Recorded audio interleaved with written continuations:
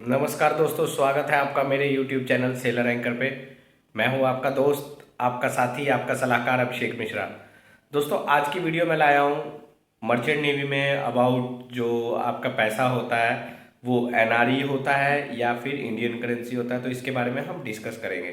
तो दोस्तों, सबसे पहले मैं आपको ये बताना चाहूँगा, आप किसी भी रैंक में ज्वाइन कर रहे हैं, चाहे वो आप टेक कैडेट में ही क्यों ना कर रहे हो, थर्ड ऑफिसर में क्यों ना कर रहे हो, तो वो डिपेंड करता है आप किस कंपनी में सेल कर रहे हो। अगर आप इंडियन कंपनी में सेल कर रहे हो तो जो आपकी सैलरी है दोस्तों वो इंडियन करेंसी में आती है और बाकी जो टैक्स के सारे रूल हैं वो अप्लाई होते हैं। अगर आपकी सैलरी सो एंड सो से है तो 10% लगेगा एंड उससे ज़्यादा है तो 30%। बिकॉज वो मैं डिस्कस नहीं करूँगा, वो आपको पता होना चाहिए कि कितने पे कितना परसेंट टैक्स लगता है। लेकिन वही अगर बात करते हैं हम बाहर की फॉरेन कंट्रीज़ की, जो आपके फॉरेन शिप्स है जिनके फ्लैग फॉरेन शिप्स फ्लैग हैं, लाइक मार्शल आइलैंड हो गया या फिर पनामा फ्लैग हो गया, साइप्रस हो गया, तो इस तरीके के जो फ्लैग है तो वहाँ पे एनआरई आपका अकाउंट होता है, दोनों ओपन होते हैं, एनआरई एंड एनआरओ।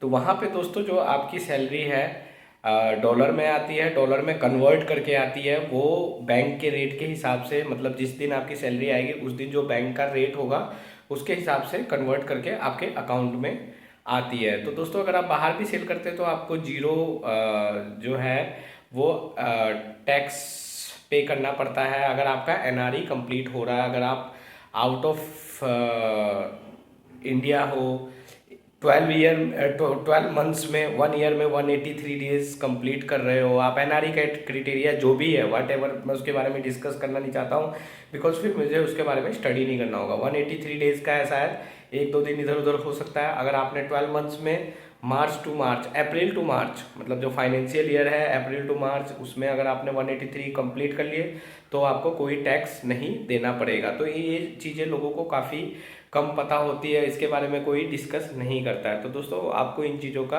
ज्ञान होना जरूरी है। फॉर्म 16 क्या होता है, फॉर्म 16A क्या होता है। फॉर्म 16 वो होता है जो 30% टैक्स डिटेक्ट करके आपको एक फॉर्म दिया जाता है, that is called form 16। Form 16A जो होता है उसमें 10% टैक्स डिडक्शन होता है। तो दोस्तों, इन सब चीज़ों की होने नॉलेज होना बहुत ज़रूरी है। अब आइए बात करते हैं कि अगर आप इंडियन फ्लैग में काम कर रहे हो तो सैलरी का डिफरेंस कितना होता है। तो दोस्तों, सैलरी में डिफरेंस होता है, लाइक अगर आप बल्क कैरियर में सेल कर रहे हैं, जो आपके आईटीएफ वेसल्स हैं उनमें क्या है, होल क्लीनिंग वगैरह भी ज़्यादा होता है। जैसे अगर आप सपोज दैट, मैं एक छोटा सा एग्जांपल देता हूँ, कोई किसी बंदे ने ओएस में ज्वाइन किया, ओएस में सैलरी 1100 टू 1200 है किसी की, और महीने में अगर उसको 2 होल्ड क्लीनिंग मिल गए या एक भी होल्ड क्लीनिंग मिल गया तो $700 वो बन जाता है। तो सब मिला के $2000 तक का ओएस का इसके आसपास बन जाता है, या एबी का बन जाता है। मैंने अप्रोक्सीमेट बोला है, इससे ज़्यादा भी हो सकता है, इससे कम भी हो सकता है। मैं क्रू डिपार्टमेंट की बात कर रहा हूँ, मोस्टली जो होल्ड क्लीनिंग होता है क्रू डिपार्टमेंट को ही दिया जाता है, बिकॉज वो उनकी मेहनत का पैसा है, वो लोग मेहनत करते हैं होल्ड में, तो पैसा जो भी होल्ड क्लीनिंग का होता है हम लोग क्रू में डिस्ट्रीब्यूट कर देते हैं। जितने भी क्रू हैं वो लोग मेहनत करके काम करते हैं तो उनको दे दिया जाता है। इस तरीके से कुछ एडिशनल पैसा भी आपको बन जाता है। मैं बल्क कैरियर के बारे में आपको ज़्यादातर बताऊंगा। इसी तरीके से टैंकर शिप्स में टैंक क्लीनिंग होता है, तो लोग आईटीएफ वेसल में ज़्यादा जाना इसलिए पसंद करते हैं क्योंकि वहाँ पर एक्स्ट्रा पैसा भी मिल जाता है।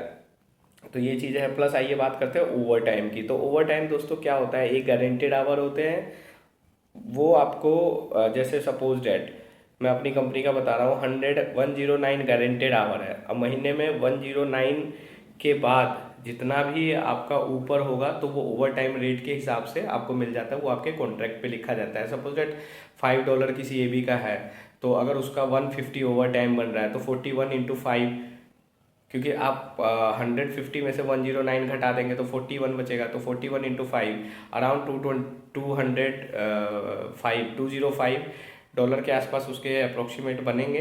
तो इस तरीके से ये पैसे होल्ड क्लीनिंग का हो गया, ओवर टाइम हो गया, ये आपको मिलते रहता है। इसके अलावा तो मुझे ज़्यादा पता नहीं है, एडिशनल पैसा और किसी काम का मिलता नहीं है। कोई एडिशनल रिक्वायरमेंट है तो वो बात अलग है, बट ये नॉर्मली बल्क कैरियर में मिल जाता है। तो दोस्तों, होपफुली आपको ये वीडियो पसंद आई होगी, इसमें थोड़ा कॉन्सेप्ट क्लियर हुआ होगा।